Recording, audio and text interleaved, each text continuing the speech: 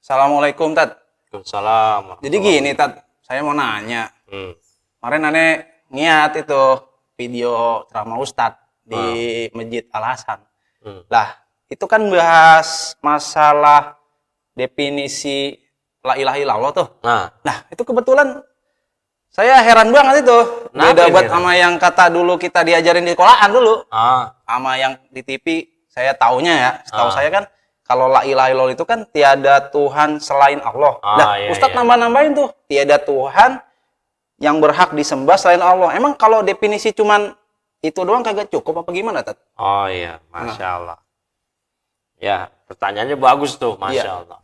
Pengen tahu aja kita, mah. Nah, itu memang yang banyak dipahami oleh kaum muslimin di Indonesia ini.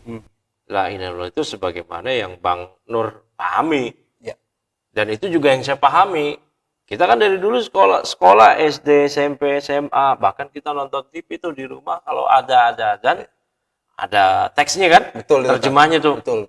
Asyhadu alla ilaha illallah. Terjemahnya apa? Aku bersaksi bahwa tiada Tuhan selain Allah. Nah, kenapa waktu saya kajian di Masjid Al Hasan yang Bang Nur dengerin itu maknanya beda? Bukan tiada Tuhan selain Allah, tapi tiada yang ilah, tiada sembahan yang berhak diibadahi dengan benar kecuali Allah. Kenapa beda? Karena ada pengaruhnya. Kayak dari satu definisi tadi tuh, yang Bang Nur dengerin, la ilaha illallah tiada Tuhan selain Allah. Dengan definisi yang kedua, yang benar, tidak ada sembahan yang berhak diibadahi dengan benar kecuali Allah. Nah, ngaruhnya di mana? Ya, lihat pakai yang kedua nih, yang kita sampaikan waktu itu di Masjid Al Hasan yang Bang Nur dengerin.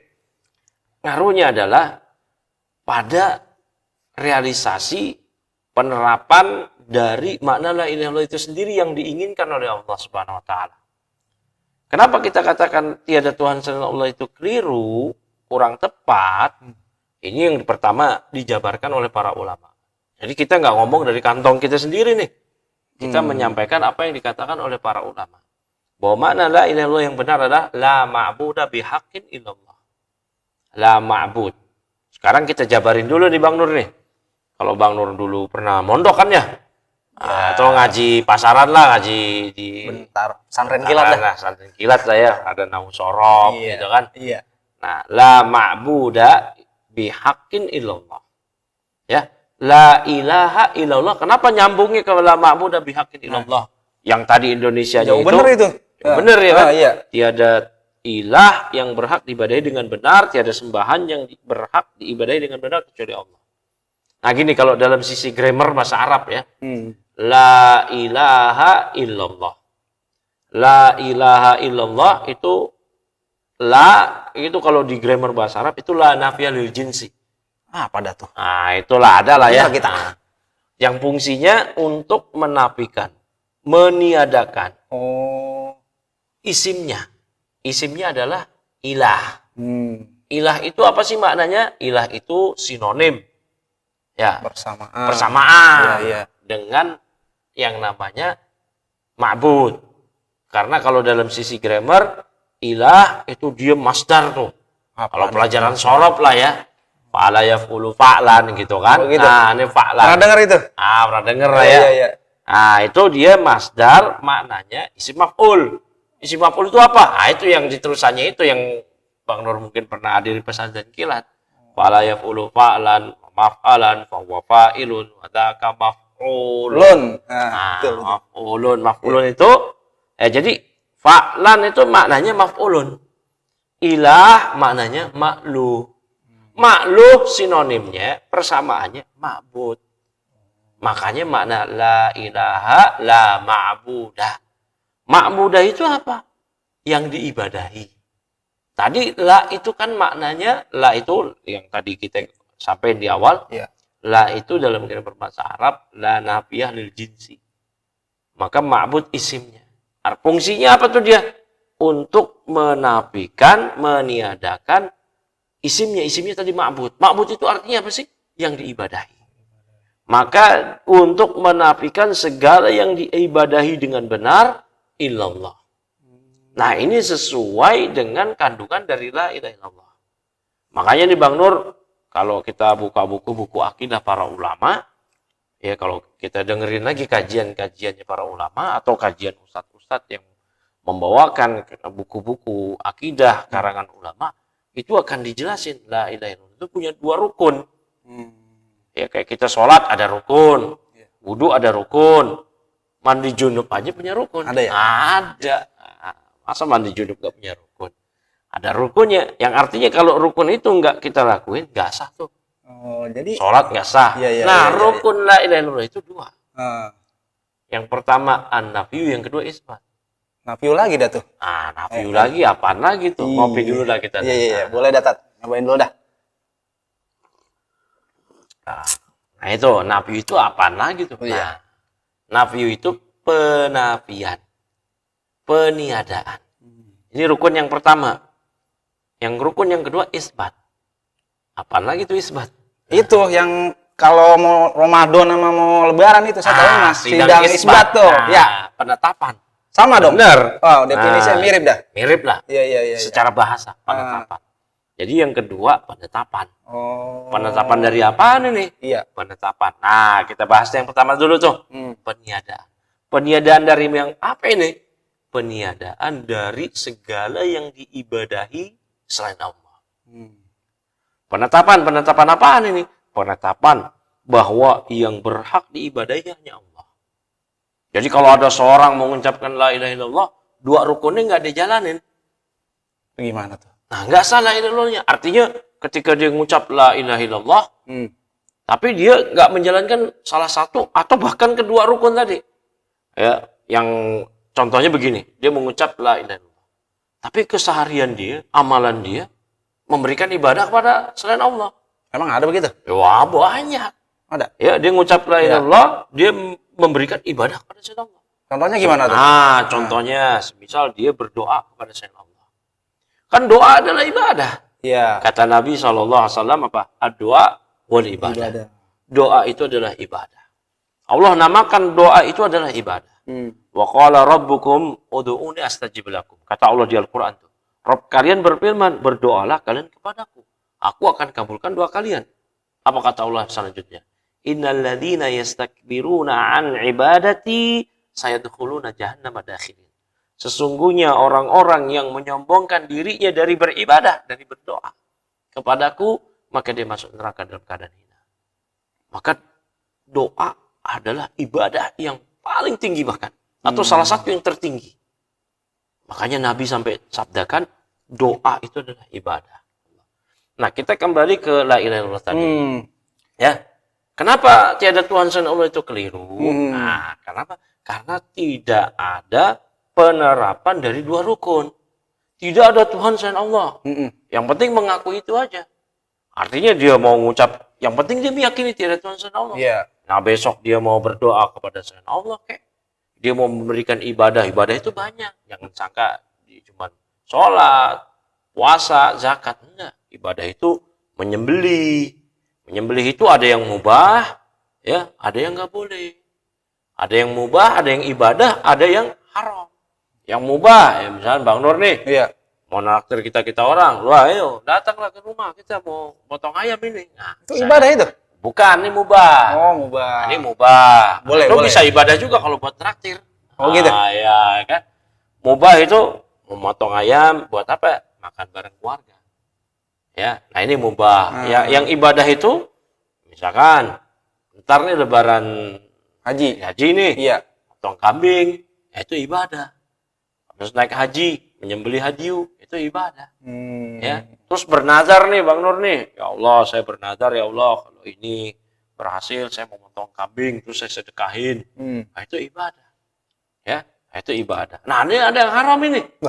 Yang syirik bahkan. Lah bagaimana itu? Nah, misalnya nih kayak Sama-sama orang boleh. ngasih tumbal buat jin, buat Nyi Roro Kidul. Apa itu namanya? Sedekah laut. Banyak itu mah di Jawa-Jawa itu kita. Iya, kalau di dalam TV-TV pada nyembelih kebo, palanya dibuang ke laut itu kan sama aja itu. Buat siapa itu? Bagaimana itu? Nah, itu dia nyembelih untuk selain Allah. Allah sudah ajarkan, termasuk ya. Qul inna sholati wa nusuki. Qul inna sholati wa nusuki. wa mahyaya wa mamati lillahi rabbil alamin. Katakanlah sesungguhnya salatku, sembelihanku, nusuk itu maknanya adalah dzabhi. Nusuk itu sembelih ya. Sembelihan. Bahasa Indonesia tusuk-tusuk itu ya. Wah, kagak nyambung sih. Mungkin ya itu cok kali cok lah. Iya. Yang penting gimana cocok. Nah itu kan padahal kita kalau doa iftitah ya tiap hari kan kita baca itu begitu. Nah, itu gimana? Kalau yang masih ngelakuin begitu lah dia baca tiap hari, lah kagak ngerti berarti dia baca. Itu berarti dia ngelakuin kesyirikan itu. Oh, termasuk Itu berarti syirik itu, Tat? memberikan peribadatan kepada selain Allah. Sementara ibadah hanya hak Allah. Allah ciptakan kita untuk apa? Salah satunya ini yang terpenting untuk kita beribadah pada Allah. Allah berfirman, "Wa ma khalaqtul jinna wal ins illa liya'budun." Tidaklah aku ciptakan jin dan manusia kecuali agar mereka jin dan manusia beribadah hanya kepadaku. Artinya memurnikan ibadah jangan kepada yang lain, hanya kepada Allah. Allah itu punya hak. Bang Nur kan punya istri nih. Iya. Istrinya ada berapa? Atau baru kita. Punya hak itu. Iya. Punya hak. Haknya apa? Dinafkahi. Dinafkahin. Nafkah banyak tuh. Lahir batin. Waduh, ya. apa Kan? bener dah. Apalagi? Tahu kita. Nah, udah punya Iya. hak. Anak Iya. punya hak nggak? Ada. Ada haknya nafkah. Sekolahin. Iya. Dididik, ya, terusnya lah. Nah, Allah pun juga punya hak atas kita. Yang artinya kita punya kewajiban untuk memenuhi hak Allah. Nabi bertanya kepada sahabat, Mu'ad ya Mu'ad, atadri ma haqqullahi 'alal ibad.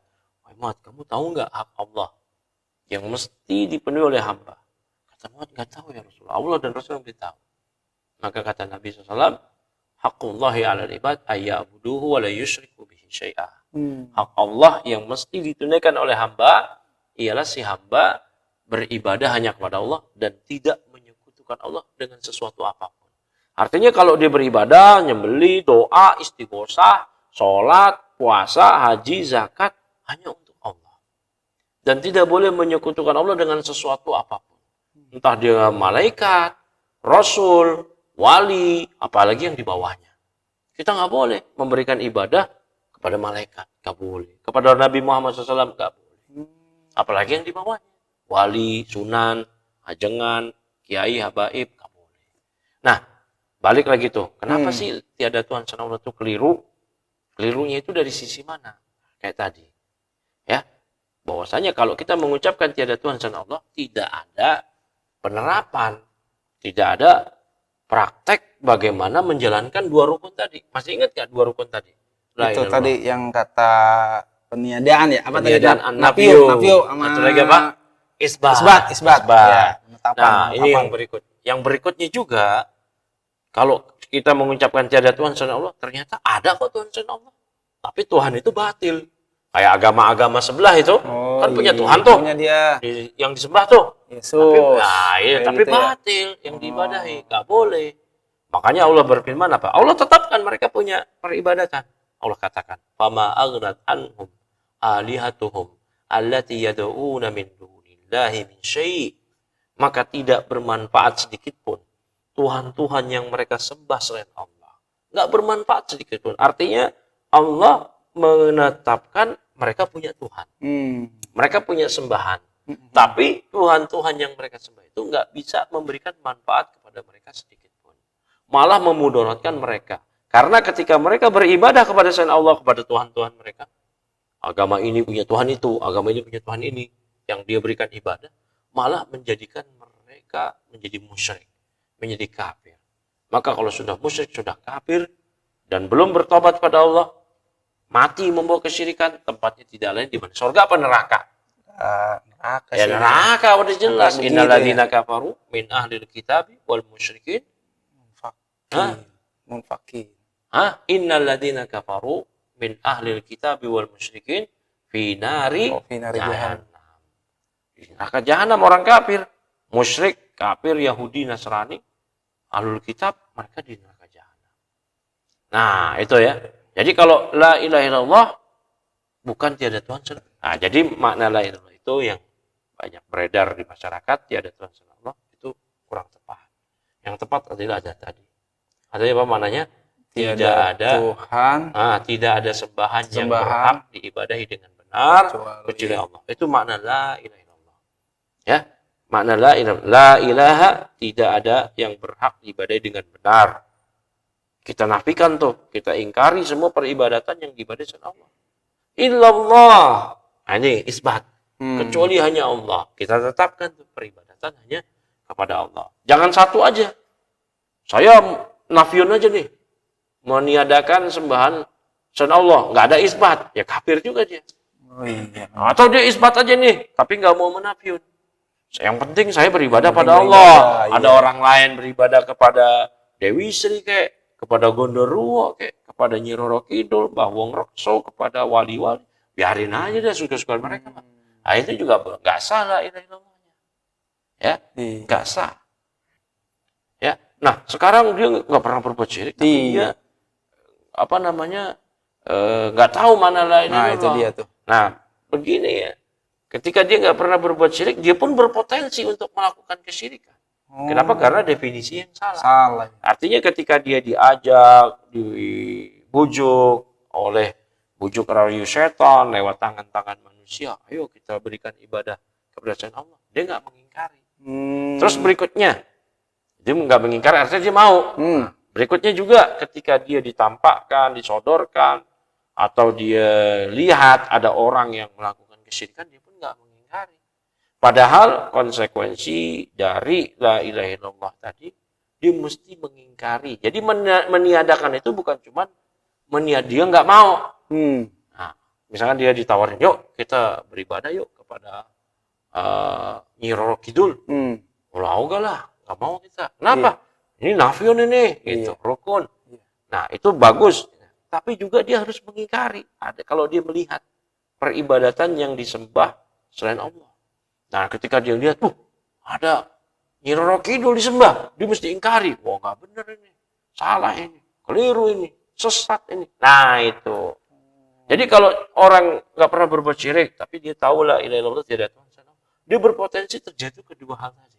Bisa dia sendiri yang jatuh, atau dia nggak mengingkari. Jadi dia nggak mengingkari. Maju kena, mundur kena itu. Iya. Tinggal nunggu waktu yang aja nih, yang mana dia duluan jatuh di sini. Apakah dia yang jatuh ke dalam kesyirikan, atau ketika ada kesyirikan terjadi dia nggak mengingkari. Begitu. Iya, Insya Allah dah. Alhamdulillah ini dapat. Sebenarnya masih panjang banget ya. Masih panjang banget ini. Cuman kayaknya udah ini kita. Udah Malam ini. Ya dah nanti. Alhamdulillah nih dapat pencerahan ini ya. Jadi orang mah kagak mesti cuman tahu artinya doang ya. Penerapannya gitu ya. Ya, makanya syaratnya itu diucapkan dengan lisan, ya, diyakini dengan kolbu, diamalkan dengan amal perbuatan. Amalannya perbuatan yang paling utama pertama itu apa? Ngamalin rukun tadi. Apa 2 rukun tadi? Nafyu sama isbat. Nah, itu. Ini makasih banget ini ilmunya ini ya. Kita jadi ngerti ini definisi yang benar. Selama ini kita salah berarti ya. Ya, itu. Kudu belajar ini kita. Kudu belajar ini. Apa kata dia bilang? Fa'lam, kata Allah di Al-Qur'an. Ya, ketahuilah, berilmulah. Jadi makasih banget Tat. Waktunya ya.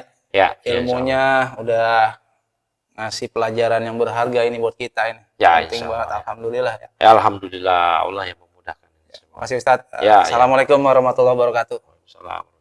Minum dulu lah kopinya.